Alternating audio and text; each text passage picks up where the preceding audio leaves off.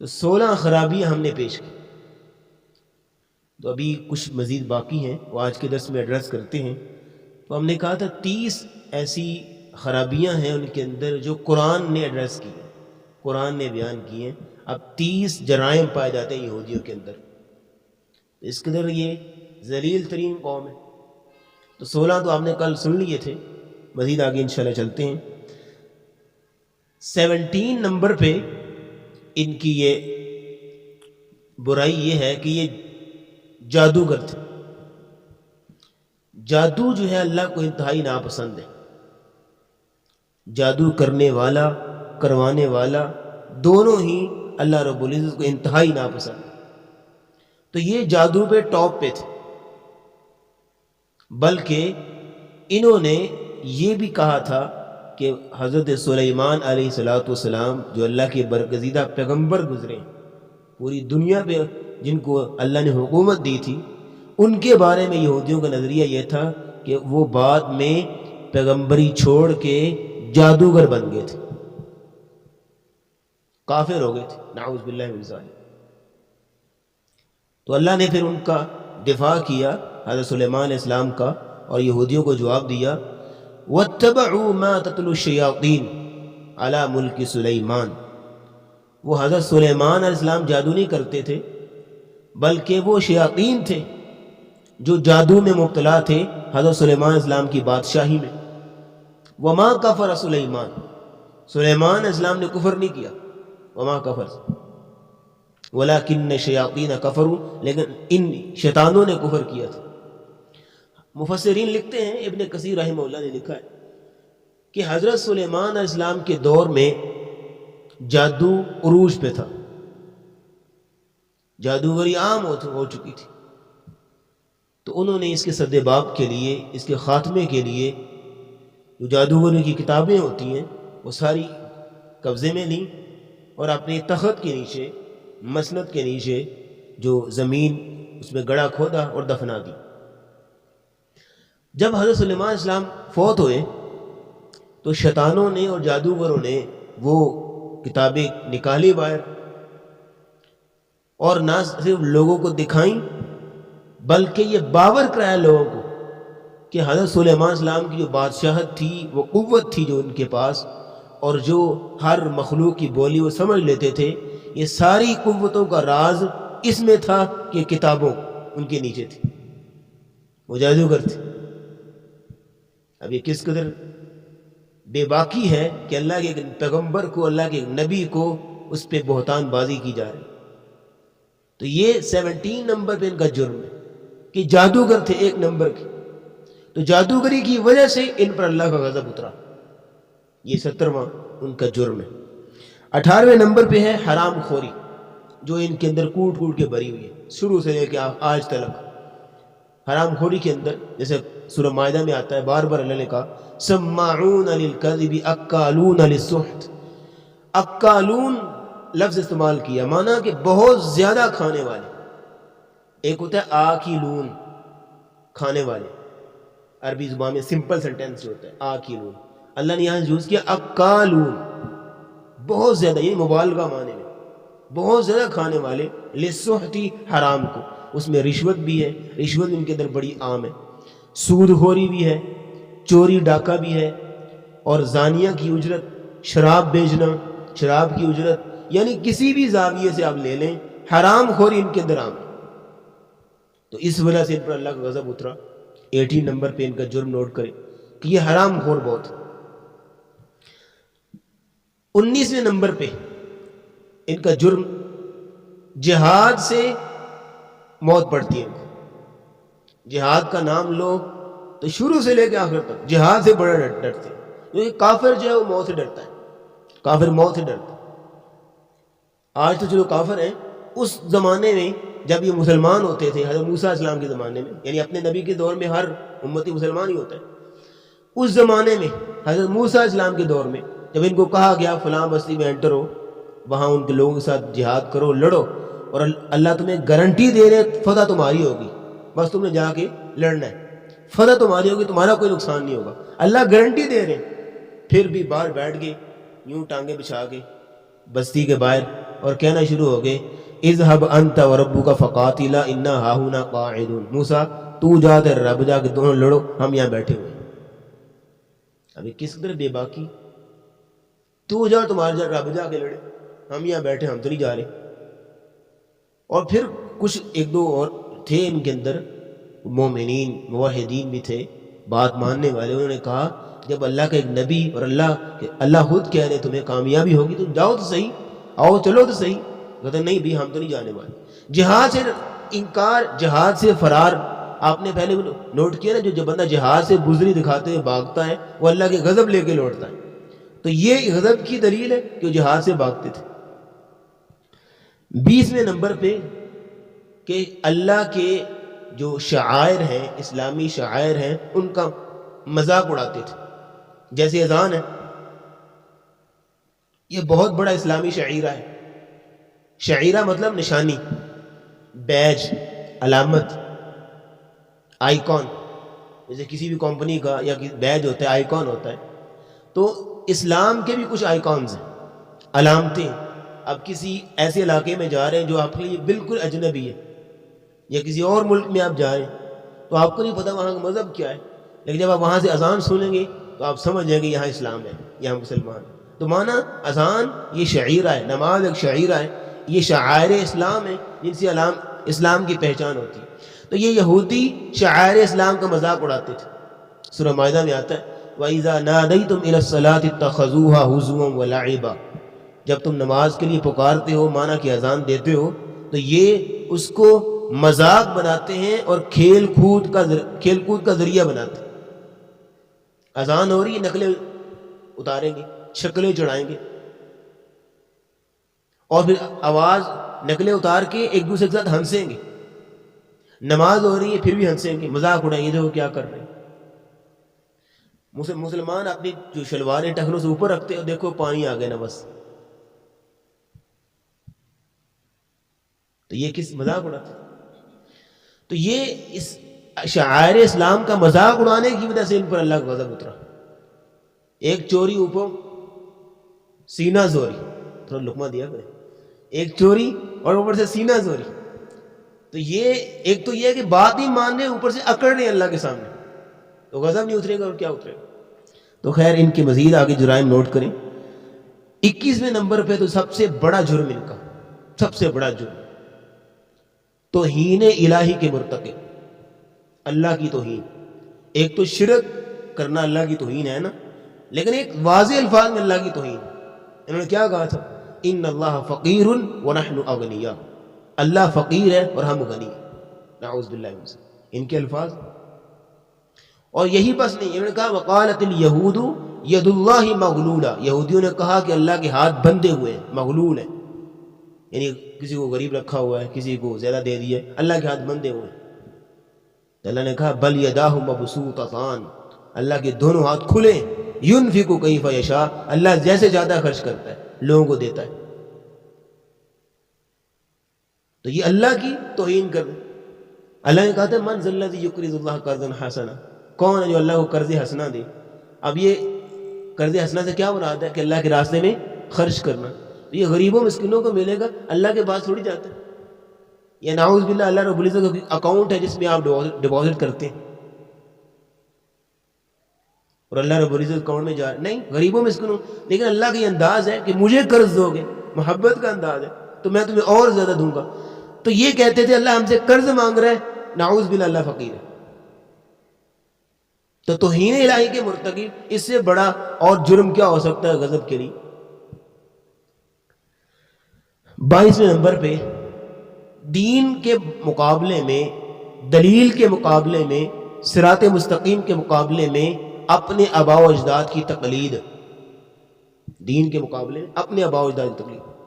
جب ان سے کہا جاتا کہ اس بات کو مان لو جو اللہ اور اس کے رسول کہتے ہیں، اور رسول اللہ صلی اللہ علیہ وسلم جو لے کے آ رہے ہیں، تو کہتے ہیں بل نتبع ما الفینا علیہ آباءنا، ہم اس کی پیروی کریں گے جو ہمارے آباء و اجداد کرتے چلے آ رہے ہیں۔ آج بھی آپ دیکھیں، اللہ نہ کرے کوئی شخص مسلمان ہے اور وہ یہودیوں میں مرتد ہو رہے اور یہودیوں میں جائے، اس کو ایکسیپٹ کر لیتے؟ نہیں کرتے۔ وہ اپنے ہی ایک نسل چلا رہے ہیں اور اپنے ہی جو اپنے آباء و اجداد کی جو رسومات ہیں ان کو لے کے چلیں، کسی اور کی نہیں مانیں گے، نہ ہی کسی اور کو اپنے انٹر ہونے دیں گے، نہ اپنا بھی ان کی طرف جانے دیں گے، اپنے آباء و اجداد کی پیروی۔ جی ہاں، تو یہ ایک بات ان کا جرم ہے کہ دین کے مقابلے میں بس جی وہ ہمارے بڑے کہہ کے گئے، یہ کچھ بیماری ہمارے اندر بھی ہے۔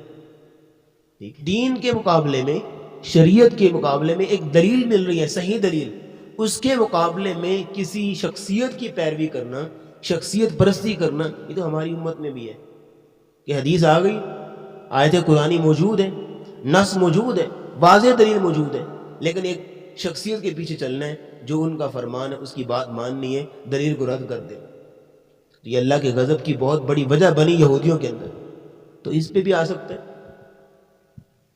تو دین کے مقابلے میں آباء و اجداد کی پیروی یہ اللہ کے غضب کی وجہ ہے۔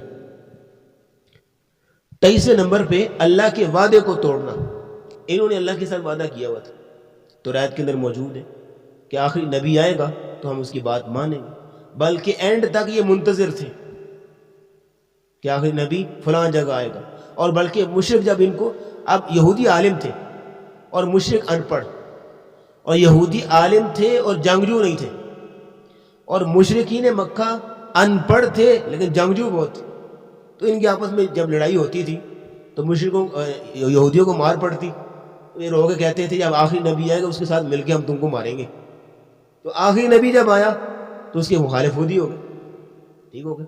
تو معنی یہ ہے کہ اللہ کے وعدے کو توڑ دیا۔ وعدہ یہ تھا کہ تورات میں لکھا ہوا ہے کہ ہم جو ہے وعدہ کرتے ہیں آخری نبی آئے گا اس کی بات مانیں گے، اس کے پیچھے چلیں گے، اس کے ساتھ مل کے اس کا جو ہے وہ مدد کریں گے اس کے دین کے لیے، لیکن یہ وعدہ توڑا ہوگا، وعدے کی خلاف ورزی کی صرف اپنی ذاتی تعصب کی وجہ سے کہ یہ بنی اسحاق سے کیوں نہیں، بنی اسماعیل سے کیوں آیا، ہماری نسل سے نہیں، لہذا ہم نہیں مانتے، تو اللہ کے وعدے کو توڑا انہوں نے۔ 24ویں نمبر پہ رسول اللہ صلی اللہ علیہ وسلم کی گستاخی کے مرتکب ہوئے۔ رسول صلی اللہ علیہ وسلم کی گستاخی بڑی کرتے تھے، انہوں نے کئی دفعہ کوشش کی نبی اسلام کو شہید کرنے کی، کئی دفعہ۔ ایک دفعہ نبی اسلام باغ میں بیٹھے، انہوں نے پلان کیا اوپر سے پتھر پھینک دے، اور اپنی طرف سے پھینک ہی دیا تھا، اللہ نے وحی کے ذریعے سے نبی اسلام کو جو مطلع کیا، اور جبریل آپ کو پکڑ کے پیچھے لے آئے، انہوں نے تو پھینک دیا تھا۔ اور نبی اسلام کو زہر دیا تو یہودیہ عورت نے دیا تھا، خیبر کے واقعے، کل بھی بات ہو رہی تھی۔ اور ایک اور بات ان کی، نبی اسلام کی مجلس میں بیٹھتے تھے تو صحابہ کرام نے، جب نبی اسلام درس دے رہے ہیں تو صحابہ کرام نے ایک کوڈ ورڈ رکھا ہوتا تھا، اگر کوئی بات سمجھ میں نہیں آتی تھی، ریپیٹ کروانا چاہتے تھے تو صحابہ کہتے تھے راعنا، راعنا، اس کا مطلب یہ ہوتا ہے کہ ریوائز کر دیں، بات سمجھ نہیں ہے دوبارہ بتا دیں، ہماری رعایت رکھیں، معنی یہ ہے کہ دوبارہ بات کر دیں۔ تو یہ جان بوجھ کہتے تھے راعینا، عین کو تھوڑا سا لمبا کرتے، تو راعینا کا مطلب ہوتا ہے ہمارا چرواہا، ہماری بکریاں چرانے والا۔ تو اللہ کہتے ہیں وراعینا لیم بالسنتہم، اپنی زبانوں کو توڑتے مروڑتے ہیں رسول اللہ کی نافرمانی کے لیے، ان کی گستاخی کے لیے۔ تو اللہ نے اپنے نبی سے کہہ دیا تھا کہ آپ اپنے صحابہ سے کہہ دیا تھا کہ راعینا نہ کہو، آج کے بعد انظر نہ کہا کرو، یعنی کوڈ ورڈ چینج کر دیا۔ تو یہ رسول اللہ صلی اللہ علیہ وسلم کی گستاخی کے مرتکب ہیں، اس لیے ان پر اللہ کا غضب نازل ہوا۔ 25واں جرم ان کا، اپنی طرف سے آیتیں لکھتے، اپنی طرف سے فتوے گڑھتے اور کہتے یہ اللہ کی طرف سے۔ فویل للذین یکتبون الکتاب بایدیہم، اللہ کہتے ہیں ہلاکت ہے ان لوگوں کے لیے جو اپنی ہاتھوں سے کتابیں لکھتے، ثم یقولون ھذا من عند اللہ، پھر کہتے ہیں یہ اللہ کی طرف سے، کس لیے؟ لیشتروا بہ ثمنا قلیلا، پیسے بٹور سکیں، مال جمع کر سکیں۔ یہودیوں کی بیماری، بیٹھے کمرے میں تو آیت سامنے، کسی نے فتویٰ مانگا، فوراً آیت کو وہ نکال دی جو قرآن جو آیت کی آیت ہے، اپنی طرف سے فتویٰ فٹ کیا، آیت فٹ کی اور جا کے اس کو دے دی۔ اب یہ دین گھر سے تھوڑی دین لے کے آئے، دین تو وہ جو اللہ نے ہمیں دیا، دین تو وہ جو اللہ رب العزت نے ہمارے لیے منتخب کیا۔ یہ اس لیے بے باک تھے کیونکہ اللہ نے دین کی ذمہ داری ان کو دی تھی، توریت کی ذمہ داری ان کو دی تھی کہ تم نے توریت کو سنبھالنا ہے، اور قرآن کی ذمہ داری اللہ نے خود لی ہے، تو یہ اس لیے بے باک تھے۔ تو معنی یہ ان کا جرم یہ تھا کہ قرآن کی توریت کی آیتیں اپنی طرف سے گھڑتے اور لوگوں کو پیش کر اور کہتے یہ اللہ کی طرف سے۔ 26ویں نمبر پہ کہ یہ ایسے سخت دل ہو گئے تھے کہ کوئی بات ان کے اوپر امپیکٹ نہیں کر سکتی تھی، افیکٹ نہیں کر سکتی، کوئی تاثیر نہیں ہو سکتی۔ اللہ فرماتے ہیں ثم قست قلوبکم من بعد ذلک فہی کالحجارہ، تمہارے دل اس طرح سخت ہو گئے، یہودیوں کے بارے میں کہا جاتا ہے، اس طرح سخت ہو گئے جیسے پتھر ہوتا ہے۔ اور آگے اللہ کہتے ہیں پتھر بھی کچھ نرم ہوگا تمہارے دلوں کی بنسبت۔ وَإِنَّ مِنَ الْحِجَارَةِ لَمَا يَتَفَجَّرُ مِنْهُ الْأَنْهَارُ، پتھروں سے پھر بھی نہریں نکل آتی ہیں۔ وَإِنَّ مِنْهَا لَمَا يَشَّقَّقُ فَيَخْرُجُ مِنْهُ الْمَاءُ، پتھروں سے پھر بھی جو شبنمیں نکل آتی ہیں، پانی نکل آتا ہے۔ وَإِنَّ مِنْهَا لَمَا يَهْبِطُ مِنْ خَشْيَةِ اللَّهِ، کچھ پتھر پھر بھی جو ہیں وہ اللہ کے ہیبت سے، اللہ کے خوف سے ریزہ ریزہ ہو جاتے ہیں، پھٹ جاتے ہیں، لیکن تمہارے دل تو اس سے پتھروں سے زیادہ سخت ہو گئے، کوئی بات اثر ہی نہیں کرتی، کوئی بات اس کے دل پہ لگتی نہیں ہے۔ یہی نبی اسلام اتنے فرامین سنا رہے ہیں، تو ریت ان کے پاس پڑی ہے، وہاں فرامین لکھے ہوئے سب کچھ موجود ہے، لیکن وہ بات اثر ہی نہیں کر رہی ان کے دلوں پہ۔ سخت دل، تو سخت دلی کی وجہ سے ان پر اللہ کا غضب اترا۔ 27ویں نمبر پہ رسول اللہ صلی اللہ علیہ وسلم کی نبوت کا پہچاننے کے باوجود انکار کیا، جاننے کے باوجود انکار کیا۔ صفیہ رضی اللہ تعالی عنہ بیان کرتی ہیں، نبی اسلام کی بیوی ہیں، یہ یہودی گھرانے سے تھی، ان کا خاندان مدینے اس لیے آیا تھا یثرب میں کہ یہاں آخری نبی آئے، یہاں آخری نبی آنا ہے، تو لہٰذا ہم اس کے ساتھ چلیں گے، اس کے دین کی مدد کریں گے۔ حضرت صفیہ رضی اللہ تعالیٰ عنہ کہتی ہیں کہ میرے ابا جان کی عادت ہوتی تھی جب بھی گھر آتے نا، باہر سے کوئی نہ کوئی چیز میرے لیے لے کے آتے، چھوٹی بچی تھی، باہر سے کوئی نہ کوئی چیز لے کے آتے۔ اور ان کی ایک اور عادت یہ تھی کہ جب دروازے انٹر ہوتے تو مجھے لپکتے میری طرف ہاتھ کھول کے، میں بھی بھاگتی، دیکھتے بھاگنا شروع ہو جاتی۔ ایک دفعہ ایسا ہوا کہ یہ دونوں، میرا باپ میرا چچا، دونوں بھائی گھر میں داخل ہوئے، اور میں وہی معمول کے مطابق لپکی ان کی طرف، لیکن انہوں نے اگنور کر دیا، مجھے پیچھے جھٹک دیا اور میرے لیے کوئی چیز بھی نہیں لے کے آئے۔ یہ ایک معمول کے خلاف ہوا۔ تو میں نوٹ کرنے لگی وجہ کیا بنی، اندر دونوں بات کرنے لگ گئے۔ اصل میں وہ ہو کے آئے تھے رسول اللہ صلی اللہ علیہ وسلم کے پاس سے۔ دونوں نے پہلے پلان بنایا کہ جا کے دیکھتے ہیں کہ یہ نبی ہے بھی کہ نہیں، پوچھا گچھا، بات چیت کی، سارا کچھ سوالات کیے، سمجھ آ گئی کہ یہ نبی ہے لیکن ہے بنی اسماعیل میں سے۔ دونوں منہ لٹکائے گھر آ گئے۔ تو چچا نے پوچھا صفیہ رضی اللہ تعالیٰ عنہ کے کہ اب بتاؤ کیا کریں؟ انہوں نے کہا بھائی نہیں ماننا۔ صفیہ رضی اللہ عنہ باپ سے وہ کہنا نہیں ماننا، بھی ہماری نسل سے نہیں ہے۔ تو حدیث سنانے کا مقصد کیا ہے کہ پہچاننے کے باوجود اللہ کا نبی ہے، نہیں ماننا، انکار۔ کیسی اڑی ہے؟ تو فلما جاءہم ما عرفوا کفروا بھی، قرآن کی آیت، جب وہ حق لے کے آ گیا نبی ان کے پاس جو انہوں نے پہچان بھی لیا، کفروا بھی، انہوں نے انکار کر دیا، پہچاننے کے باوجود انکار ہو رہا ہے۔ تو یہ اللہ کی غضب کی دلیل ہے۔ 28ویں نمبر پہ حق بات کو چھپانا، حق بات کو چھپانا۔ وَإِنَّ فَرِيقًا مِّنْهُمْ لَيَكْتُمُونَ الْحَقَّ وَهُمْ يَعْلَمُونَ، جانتے ہوئے بھی جو حق والی بات ہے، سچی بات ہے، اس کو چھپا لینا۔ یہ ان کے اندر تو معمول تھا۔ وہ یہودی عورت اور یہودی مرد نے بدکاری کی تو ان کی شریعت میں، توریت میں رجم سزا تھی، رجم کرنا، لیکن انہوں نے جان بوجھ کے نکالی ہوئی تھی کہ گدھے میں بٹھا کے منہ کالا کر کے جوتیاں مارتے تھے اور پھراتے تھے، اس کو ذلیل کرتے تھے۔